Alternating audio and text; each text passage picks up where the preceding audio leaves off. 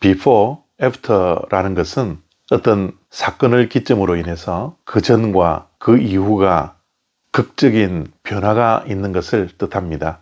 인터넷에 가보면 다이어트를 성공해서 그 전과 그 이후의 사진들을 찍은 것을 볼 수 있습니다.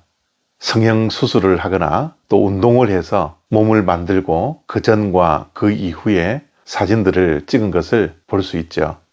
또한 집이나 또는 건물을 리모델링 하여서 그 전과 그 이후를 대조시켜 놓은 사진들을 볼 수가 있습니다.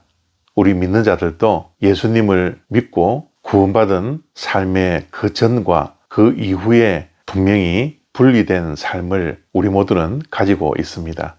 에베소서 2장 1절에서 3절까지 말씀입니다. 그는 허물과 죄로 죽었던 너희를 살리셨도다. 그때에 너희는 그 가운데서 행하여 이 세상 풍조를 따르고 공중의 권세 잡은 자를 따랐으니 곧 지금 불순종의 아들들 가운데서 역사하는 영이라. 전에는 우리도 다 그 가운데서 우리 육체의 욕심을 따라 지내며 육체와 마음에 원하는 것을 하여 다른 이들과 같이 본질상 진노의 자녀이었더니. 아멘.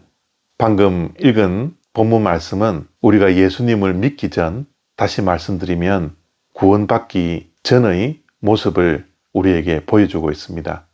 여기에서 정말 충격적인 단어가 죽었다라는 것입니다. 우리는 죽어가고 있었던 사람들이 아닙니다.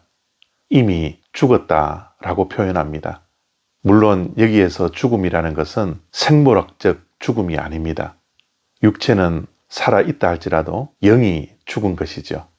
우리의 영원한 생명의 뿌리이신 하나님으로부터 분리가 되어서 하나님을 알지 못한 채 하나님을 믿지 않고 하나님과의 관계가 깨어진 상태를 성경에서는 죽었다라고 표현합니다. 죽음이라는 것은 한마디로 하나님과 분리되었다라는 뜻이죠. 밖에 나가보면 땅에서 뽑혀져 있는 나무들을 간혹 봅니다. 그런데 그 나무들은 땅에서 뽑혔다 할지라도 한동안은 살고 있죠.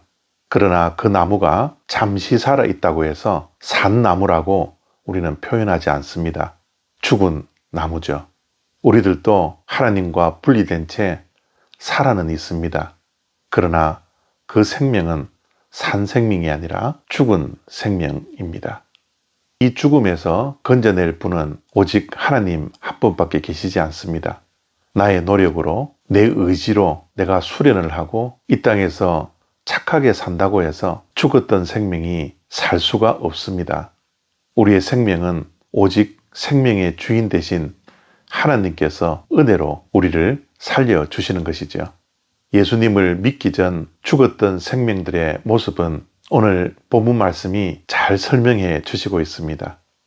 죄와 허물로 죽었던 우리들은 세상의 풍조를 따랐다라고 합니다.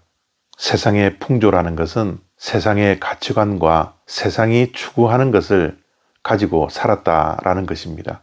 세상의 풍조는 힘이 세상을 다스리는 것입니다. 그 힘이 돈일 수 있고 지식일 수 있고 눈에 보이는 모든 물질일 수 있습니다. 물질 만능주의에 살아가고 있는 것이 이 세상의 가치관이요, 이 세상의 풍조입니다. 힘이 센 자가 힘이 약한 자를 잡아먹는 약육강식의 가치관이 이 세상의 풍조입니다. 눈에 보이지 않는 것에는 관심이 없습니다. 하나님에 대한 관심이 전혀 없습니다. 하나님의 말씀에도 관심이 없고요. 기도에도 관심이 없고 예배에도 관심이 없습니다. 오직 이 세상의 풍조, 다시 말씀드리면 이 세상의 쾌락과 즐거움과 자신이 힘이라고 여기는 그 무언가를 쫓으며 살아가는 인생입니다. 그래서 육체의 욕심을 따릅니다. 육신과 마음에 원하는 것을 하며 살아갑니다. 그것이 죽은 생명의 모습인지도 모른 채 욕심 따라 자신의 마음 따라 죄와 허물 속에서 살아갑니다. 이렇게 죽었던 우리를 하나님께서 은혜를 주시고 예수 그리스도를 믿는 생명이 되게 해주셨습니다. 그래서 우리 믿는 자들은 before, after가 분명히 달라야 합니다. 성형수술을 받은 사람보다, 다이어트에 성공한 사람보다, 리모델링 했던 건물보다 그 전과 그 이후가 확실히 달라야 합니다. 우리는 육신 따라 마음 따라 살아가는 인생이 아니라 하나님의 말씀대로, 하나님의 뜻대로 살아가는 확실한 삶의 변화가 우리에게 있어야 합니다. 내 안에 욕심 충만한 것이 아니라 성령 충만하게 살아가야 합니다. 세상 풍조를 쫓아 사는 인생이 아니라 하나님 나라의 풍조와 가치관을 가지고서 살아가는 삶이 되어야 합니다. 오늘 이 말씀을 통하여서 우리의 모습을 다시 한번 점검할 수 있는 복된 시간 되어지기를 바랍니다. 우리는 예수님을 믿고 그 전과 그 이후의 삶이 분명히 나누어져 있는지 자신을 성찰할 수 있는 복된 하루 되시기를 바랍니다. 감사합니다.